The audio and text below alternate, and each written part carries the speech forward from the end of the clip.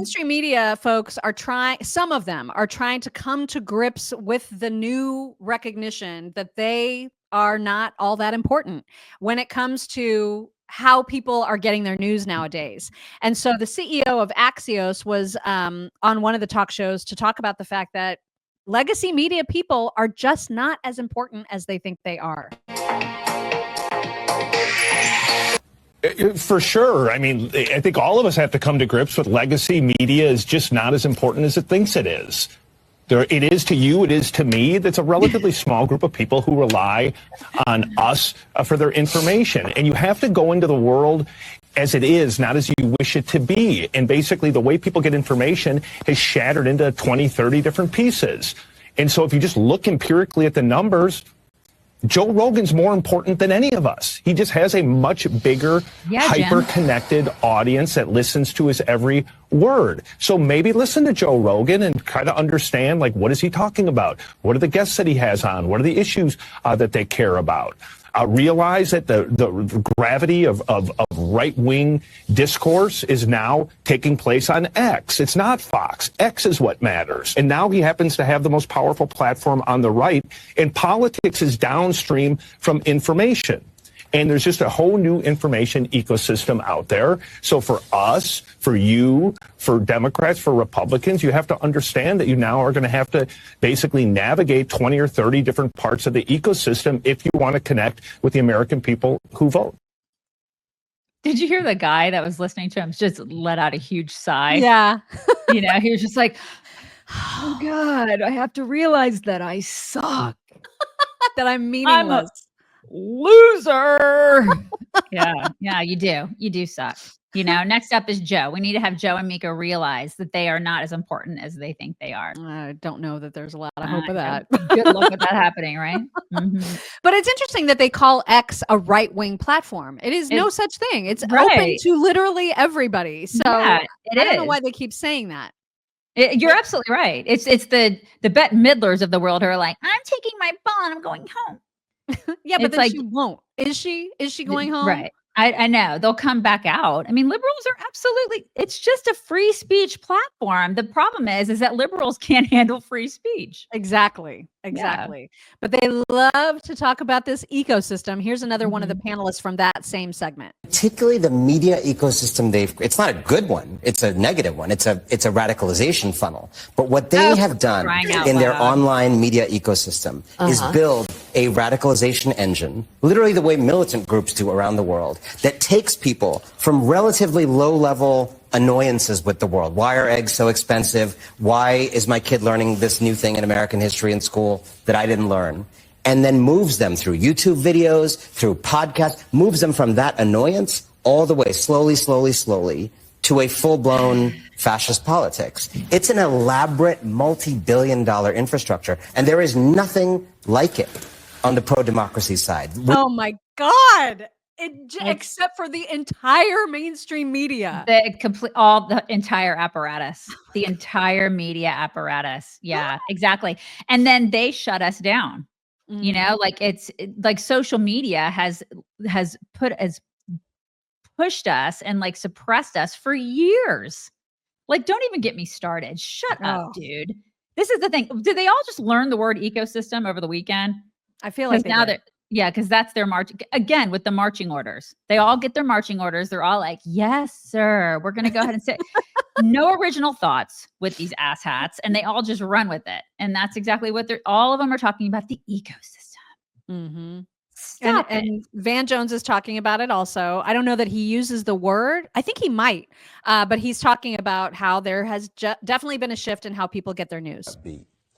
We got beat because the Republicans and the conservatives built a different media system that had to do with online, podcasts, had to do with streaming platforms, and they were spending their money there. We were laughing at them and knocking on doors in Philadelphia and Detroit. It was like, there's no Trump people. They're not dropping literature. They're not knocking on doors. In fact, it was laughing like, oh, Elon Musk and Charlie Kirk with their PACs don't know what they're doing. We were making fun of Donald Trump for having thrown away his ground game and doing some weird stuff online. We thought that they were idiots. It turned out we were the idiots. We woke up in a body bag because while we were knocking on doors, they were making these phones into 24-hour-a-day political weapons for themselves. And so we got outflanked, outplayed, outbeat by people who told us the whole time that they knew what they were doing. It is kind of interesting because when you and I first started doing this, almost 16 years ago, the left owned the culture, and we thought that everything was based on culture. Like, and they did a great job with that because we were sort of like the nerds, Mm. And then, Obama came in and he swept all that up, and it was all celebrities. People were so enamored by that and they loved it and they ate it up and they were like, oh yeah, it's like Democrats are where culture lives, and they owned it and we didn't. And so we were like, we really need to do more of that. We need to do more of that. It's funny how everything has shifted because we still aren't the powerhouses in culture. People don't give a crap about the culture stuff anymore. Right. It's just interesting how everything is sort of moved. And now people are like, we don't care what you have to say, actors and actresses. We don't give a crap. What we care about is the food on our table. We care about practical stuff. We think you're lying to us. We're on to you. Everything has shifted. And now alternative media is where it's at. People understand that the government is lying to them. These people are lying. They're all like scripted, and we don't care about the actors and actresses because they're all in on the big lie. And they're getting paid to say things. Right. And that's what they do for a living, right? Yeah. So they're getting paid by campaigns. And oh my God, I mean, the amount of money that Kamala spent on celebrities. She's in debt. Yeah. Yeah. The fact that they had all that money, and I can't remember the exact number, but it's like tens of millions of dollars. They're in debt because they paid celebrities to say, I love Kamala, and they couldn't just do it on their own without being paid. That's a testament to how freaking phony these people are, and people are onto them. They want authenticity, and they get that with Donald Trump. Yep. Great news for people who have never yet attended, or maybe you have and you just want to do another one. If you've never attended a live webinar that's hosted by our friend Zach Abraham at Bulwark Capital Management, he's hosting another one on November 21st. This would be at 6:30 p.m. Eastern time. And you can sign up to hear about how this election is going to shift the markets, what it might do to your retirement. You can get all the information that you need. Sign up by calling 866-779-RISK, or you can just sign up by going to knowyourriskradio.com, knowyourriskradio.com. Financial LLC and SEC registered investment advisor. The opinions expressed in this program are for general informational purposes only and are not intended to provide specific advice or recommendations for any individual or on any specific security. Any references to performance of securities are thought to be materially accurate, and actual performance may differ. Investments involve risk and are not guaranteed. Past performance doesn't guarantee future results. Track 24308.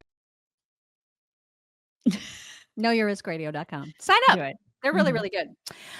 Okay, so Van Jones sounded very reasonable right there. Like he got it. He understands what happened a little bit.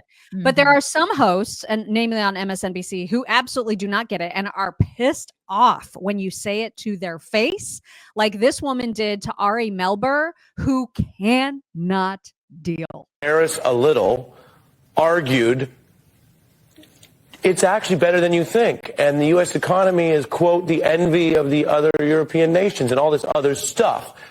Is that, in your view, a good message for the Democrats to try to talk people out of what they're feeling? Yeah, I never saw that in a paid ad. What matters, folks, no one watches cable news. Nobody watches news, okay? Why'd you take the booking then, Rachel?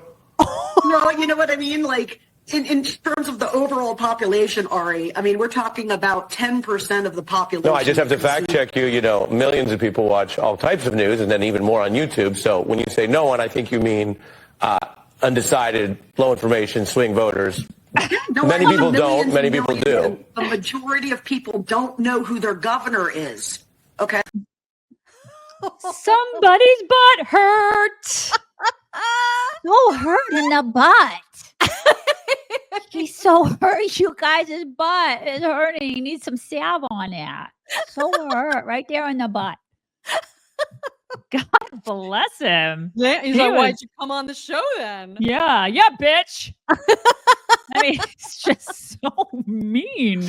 He was so mad. I love that. God, he was so mad.